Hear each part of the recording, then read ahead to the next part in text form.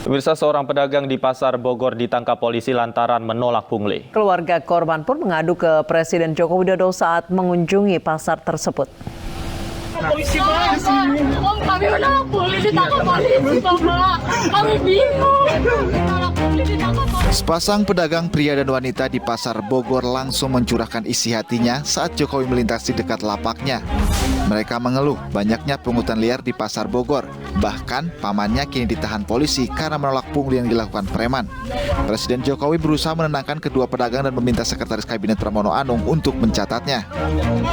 Polisi Pak di sini. Om, kami menolak pungli ditangkap polisi, Bapak. Kami bingung. Sudah 3 bulan lebih di penjara. Bingung, Bapak. Om, kami menolak pungli ditangkap polisi. Yang di penjara siapa? Om, Para pedagang di sini Pujang namanya Ujang Sarjana, Bapak. Ujang Sarjana, Pak. Mana mau lebaran anaknya ada 4. Gitu Bapak Pak. mohon, Bapak cuma Bapak yang bisa bantu kami, Bapak. Panjang umur lagi. Bapak. Itu hanya nolak pungli aja, Pak. Bapak yang bisa bantu kami. Hanya nolak pungli aja, Pak.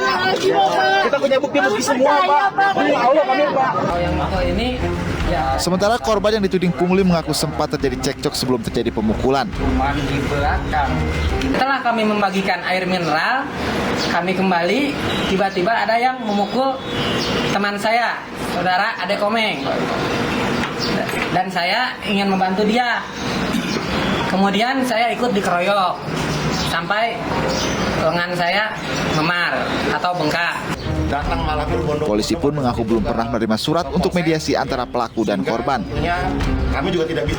Sampai dengan saat ini kami belum menerima mediasi, ya, surat pernyataan dari kedua belah pihak, ya. Pernah akan dilaksanakan, namun datang malah berbondong-bondong pada saat itu ke polsek, gitu ya. Sehingga tentunya kami juga tidak bisa memaksakan perdamaian dengan korban, gitu ya. Ujang Sarjana pun sempat mengajukan pra-peradilan atas penetapan tersangka dirinya. Kini kasusnya telah masuk ke pengadilan. Dari Bogor, Jawa Barat, Tim Liputan iNews melaporkan. Pemirsa, bagaimana sebenarnya awal mula Ujang Sarjana bisa terjerat masalah pengeroyokan dan benarkah terdapat pungli di Pasar Bogor? Untuk membahasnya kami sudah bergabung keluarga dari Ujang Sarjana, Bapak Rahman. Selamat malam Pak Rahman. Selamat sore Pak Rahman. Baik, selamat sore Bu Novi. Pak Rahman, awal mula cerita kenapa bisa sampai terjadi pengeroyokan, boleh dijelaskan Pak? Baik Bu, terima kasih atas waktunya. Jadi emang di sini itu emang nggak ada pengeroyokan Bu. Disebutkan korban tadi bahwa korban itu seorang diduga preman gitu Bu. Dia itu membagikan aqua secara paksa kepada pedagang. Namun om saya itu menolak untuk menerima tersebut gitu Bu. Karena korban tersebut atau preman tersebut membagikan kantong, aqua dan lainnya itu secara paksa dan membunuhkan harga secara sepihak Bu. Gitu. Minta harga berapa Pak? Harganya sepihak menentukannya Bu. Oh. Secara sepihak, berapa harga yang waktu itu ditawarkan? Jadi selain kantong ada juga kedok lainnya yaitu jalur Bu, uang jalur. Kalau harganya sendiri sih kan biasa diumum tuh di pedagang biasa. Dan yang saya jual itu 10.000 sampai 12.000. Sedangkan mereka patok harga 15 sampai 17.000. Itu untuk kantongnya saja. Belum saja uang jalur dan yang lainnya, Bu. Oh, apa saja yang diminta sama yang korban itu yang Anda sebut sebagai preman? Baik, korban tersebut nanti kan dalam situ berbondong-bondong, Bu, secara bertahap. Sekitar 5 sampai 10 orang per harinya, Bu. Yang 3 orang untuk menagih uang kantong, uang rokok dan uang aqua, uang air kemasan. Dan yang sisanya lagi nanti minta uang jalur gitu Bu, uang keamanan, uang kepada pedagang gitu Bu. Oke, kemudian katanya tadi penuturan korban sempat mengatakan bahwa memang ada pertikaian ketika itu sampai salah satu di antaranya ini memar. Apakah benar ada pengeroyokan itu atau pemukulan itu? Itu sangat ini Bu, karena emang para pedagang semua yang ada di sini itu melihat adanya pemukulan. Malahan si preman itu lari dan jatuh Bu. Jadi mereka tuh memar tangannya itu gara-gara jatuh gitu Bu. Oke, artinya mereka ini lari bukan dikeroyok ya, Mas Rahman bukan. ya? Bukan, Nah, Bu. kalau kedua orang ini yang Anda bilang preman ini memang sehari-hari biasa beroperasi di sana, di pasar? Betul. Ada di pasar setiap hari. Pekerjaannya sebagai apa, Pak Rahman?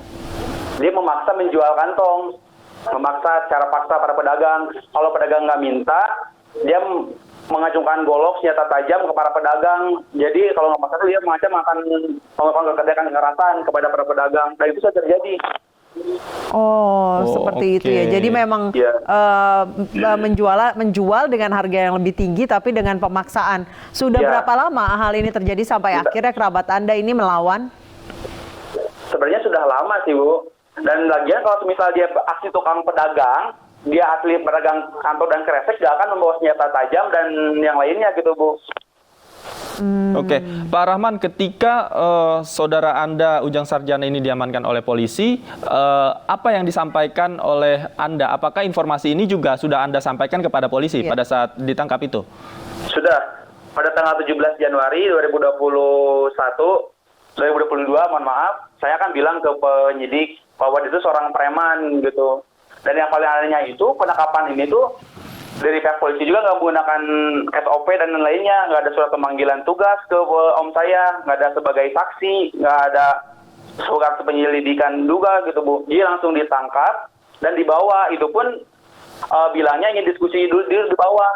Jadi kita tuh nggak mengetahui bahwa Ujang ini dibawa oleh polisi. Sudah berapa bulan kerabat Anda ditahan? Sekitar 3 bulan lebih pada tanggal 17 Januari 2022. Baik, selama 3 bulan paman Anda ditahan, Pak Rahman, apakah pernah ada pedagang lain atau saksi mata yang dipanggil sebagai saksi untuk pemeriksaan? Ada pedagang yang kita ajukan sebagai saksi ringan, yang meringankan. Nah, cuma sekarang jadi DPO, Ibu.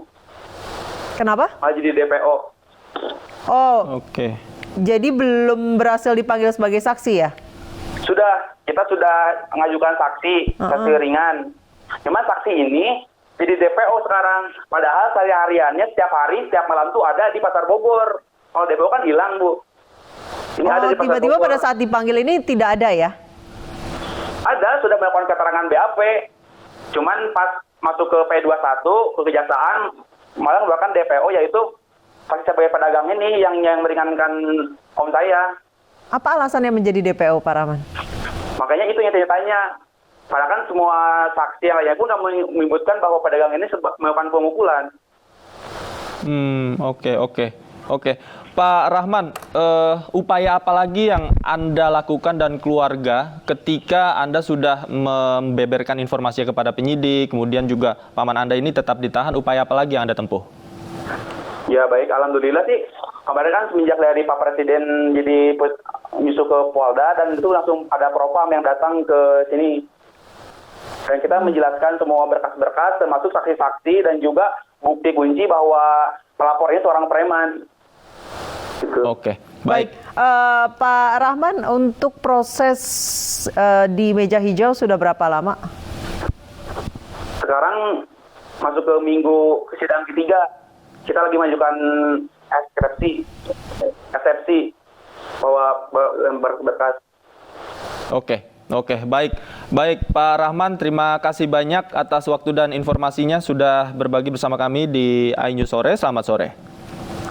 Dan pemirsa, untuk mengkonfirmasi sekaligus mengklarifikasi duduk perkara dari kasus Ujang Sarjana yang ditangkap karena dugaan pengeroyokan namun mengadu kepada Presiden, kita sudah terhubung dengan Kapolresta Bogor, Kombes Pol Susatyo Purnomo Condro. Selamat sore, Pak Susatyo.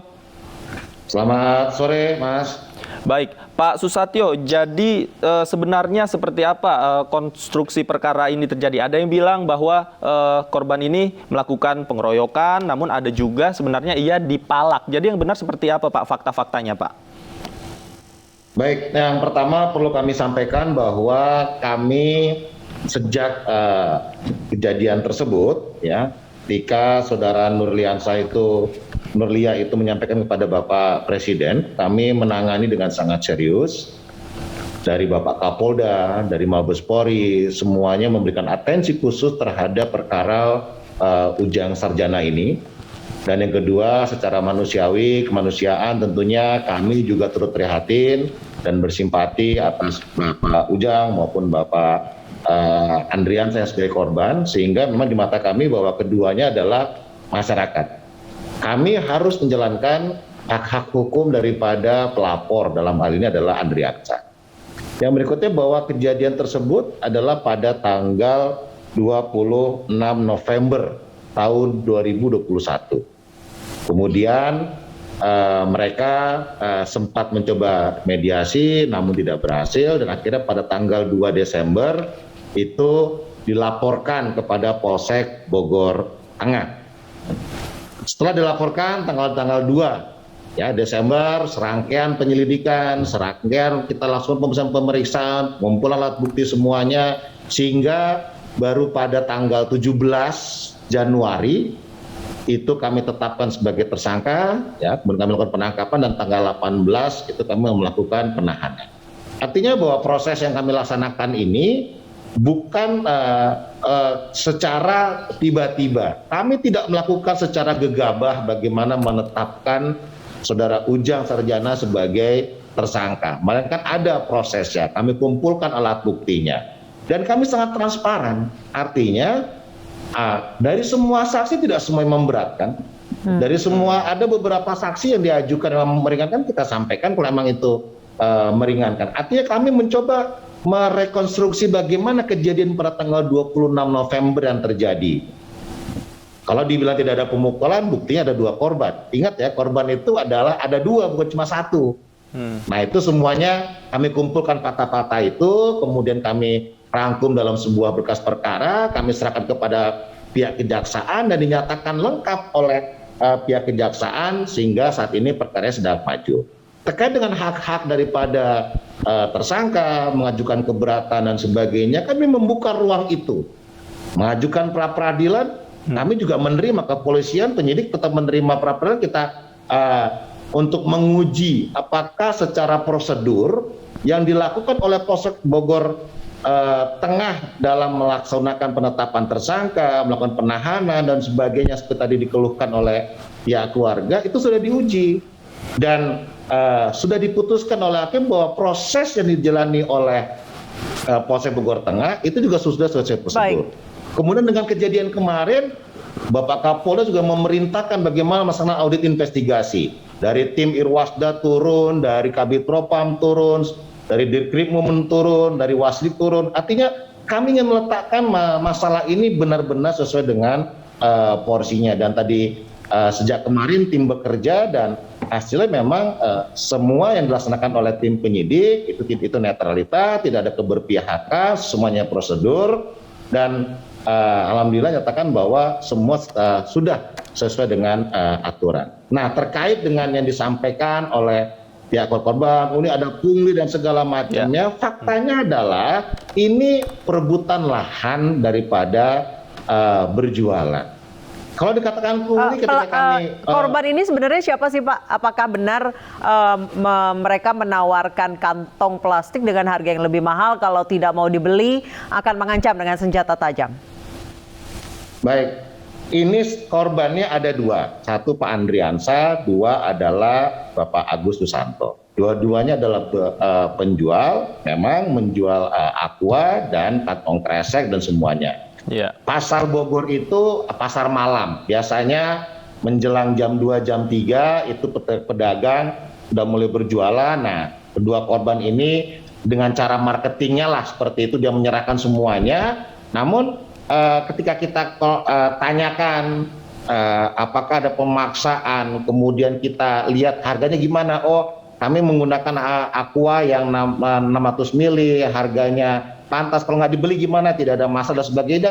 Dan korban pun siap dilakukan klarifikasi apabila memang dianggap sebagai memaksa dan sebagainya kepada para pedagang. Nah, kemarin pun ketika saudari Nurli Kurnia ini kemudian menyampaikan kepada Bapak Presiden dengan suasana yang histeris, ternyata mengatakan tentang pungli dan sebagainya, ketika kami ajak, kami langsung memerintahkan Wakapolres untuk mengajak ke Polres untuk dilakukan pemeriksaan. Artinya yang disampaikan kepada Bapak Presiden pun kami juga mencatat, kami juga mendengarkan. Ada 4 poin yang disampaikan, tapi tidak satu pun kalau memang pungli, siapa yang dipungli, siapa pelakunya, siapa korban. Nah, sehingga kami berharap tidak terjadi miskomunikasi, tidak terjadi mispersepsi bahwa ini bukan kriminalisasi, ada korbannya. Kami menjalankan hak-hak hukum daripada si pelapor. Dan silakan kalau versi pelapor, versi terlapor, silakan nanti diadu pada saat sidang pengadilan, semoga hakim menentukan seadil adil. Baik, terima kasih Kombes Pol Susatyo Purnomo Condro, Kapolresta Bogor telah bergabung bersama kami di Anju Sore.